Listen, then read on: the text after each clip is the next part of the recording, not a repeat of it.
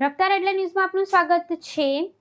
રાજપીપળામાં નર્મદા ગ્રામ વિકાસ સમિતિનું યુવા શક્તિ સંગમ કાર્યક્રમ।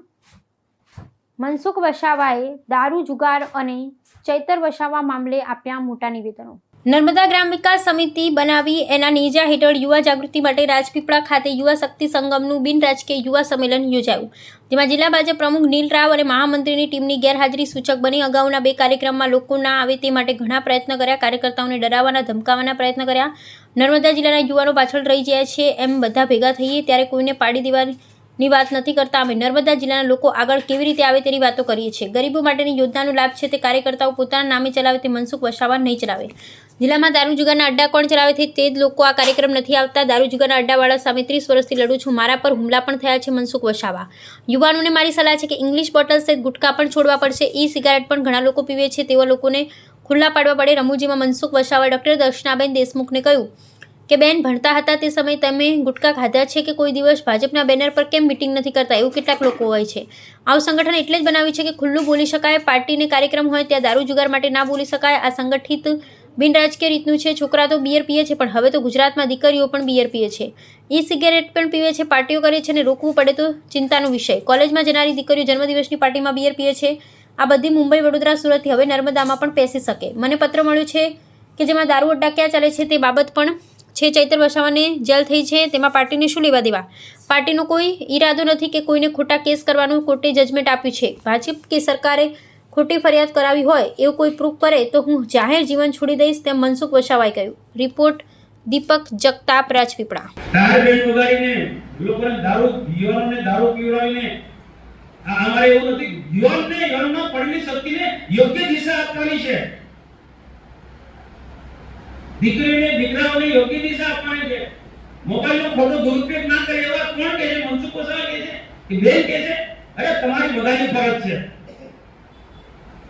મોબાઈલમાં સારું પણ છે, નરસું પણ છે। પોઝિટિવ રીતના મોબાઈલનો ઉપયોગ કરે યુવાનો, દીકરા પોઝિટિવ રીતના મોબાઈલનો ઉપયોગ કરે, બેફામ રીતના જે મોબાઈલનો ઉપયોગ કરે છે એના માટે એનું કેરિયર બગડી જાય છે, એ આપણને ખબર નથી। એટલે યુવાનોને યોગ્ય દિશા આપવી પડે, સારું શિક્ષણ તરફ પાડવું પડે।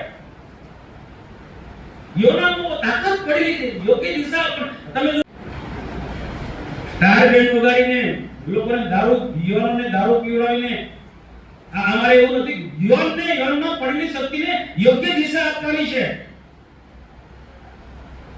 દીકરીને દીકરાઓને યોગ્ય દિશા આપવાની છે। મોબાઈલનો ખોટો દુરુપયોગ ના કરે એવા કોણ કહે છે? મનસુખ વસાવા કહે છે કે બેન કહે છે? અરે તમારી બધાની ફરજ છે। મોબાઈલમાં સારું પણ છે, નરસું પણ છે। પોઝિટિવ રીતના મોબાઈલનો ઉપયોગ કરે યુવાનો, દીકરા પોઝિટિવ રીતના મોબાઈલનો ઉપયોગ કરે, બેફામ રીતના જે મોબાઈલનો ઉપયોગ કરે છે એના માટે એનું કેરિયર બગડી જાય છે, એ આપણને ખબર નથી। એટલે યુવાનોને યોગ્ય દિશા આપવી પડે, સારું શિક્ષણ તરફ પાડવું પડે। યુવાનો તાકાત પડી છે, યોગ્ય દિશા તમે દોડી પડે, દોડીનું તેલ આપણે ખાઈએ અને એ દોડીના જે ખાતર એ ખાતરમાં પણ ઉપયોગ થાય છે।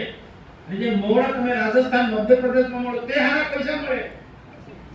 અમારા આ વિસ્તારના છોટાઉદેપુર, દાહોદ, જુનાગઢ અમારા મોવડા બહુ મોવડા શું કરે, પછી સંગ્રહ રાખે, પછી રાજસ્થાન ને મહારાષ્ટ્ર, મધ્યપ્રદેશ, નારાથી એવું ના કે ગુજરાતમાં બી આપે છે, નહીં આ લોકો લખી કાઢે છે પેલા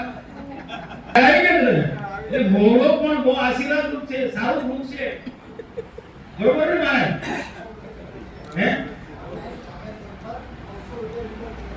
તો 900 રૂપિયા લીટર તેલ તમે વિચાર, અને આયુર્વેદિક છે, એક પૌષ્ટિક વાળું બીજા તેલ કરતા બહુ સારું છે।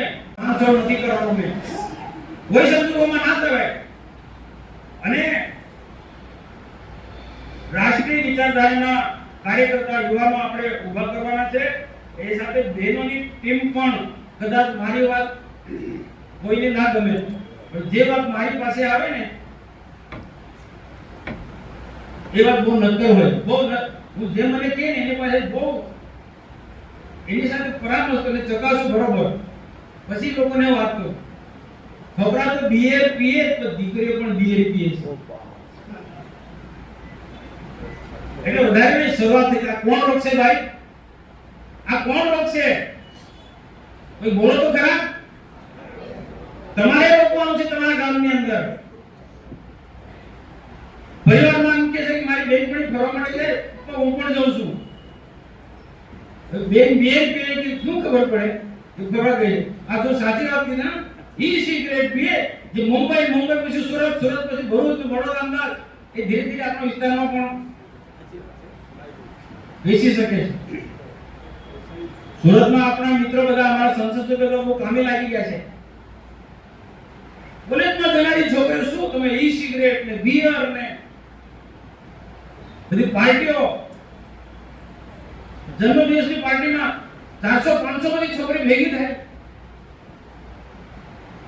જો આ જો વાત જે છે એ તો સામાન્ય બાબત એને પણ રોકવું જરૂર છે. અને એ ખૂબ સારા માણસો મને વાત કરી છે. આ તમે જો આ કઈ ડફળ માણસ થોડો છે. આ પત્ર લખનાર ડફળ માણસ હશે, દિમાગ વાળો માણસ છે. કાગળ કેવો વાપરજો ને કોમ્પ્યુટર પર કેવું બધું લખ્યું છે. ત્યાં જે અડ્ડાઓ ચાલે છે ને કોના નેજા હેઠળ એના ગોડફાધર કોણ છે એ બધું લખેલું છે. હું પણ પત્રકારો નહીં આપું. આવા 4 થી 5 કાગળ મારા પર આવ્યા છે. આ કઈક શંકરભાઈ હાથમાં કઈક ના લાગી ગયું, કોઈને આપતું નથી. ભાઈ આ દૂષણ છે, આને રોકવું પડે. મનસુખ વસાવા એટલે બેન દર્શનાબેન એટલે નહીં કે મીડિયાના લોકો લખશે, પણ આપણે બધાની ફરજ છે. આ બહુ મોટું દૂષણ છે. આ યુવાનોને યોગ્ય દિશા આપો. તમે ડોક્ટર બને, એન્જિનિયર બને, આઈએસ અધિકારી, આઈપીએસ અધિકારી, ઉચ્ચ કક્ષાનો અભ્યાસક્રમમાં જાય. અહીંયા મેડિકલ કોલેજમાં આપણા દીકરા દીકરી જાય, એન્જિનિયરિંગ કોલેજમાં, બિરસા મુંડા ટ્રાઇબલ યુનિવર્સિટી એવા સારા અભ્યાસક્રમમાં, એકલવ્ય મોડલ સ્કૂલમાં જાય છોકરાઓ. ખોટી ફરિયાદ કરી મને કોઈ પ્રૂફ કરાવે તો હું સંસદ સભ્યમાંથી રાજીનામું આપી દઉં, જાહેર જીવન છોડી દઉં. આ ખોટી વાતો કરનારા લોકો મારે ચેલેન્જ છે.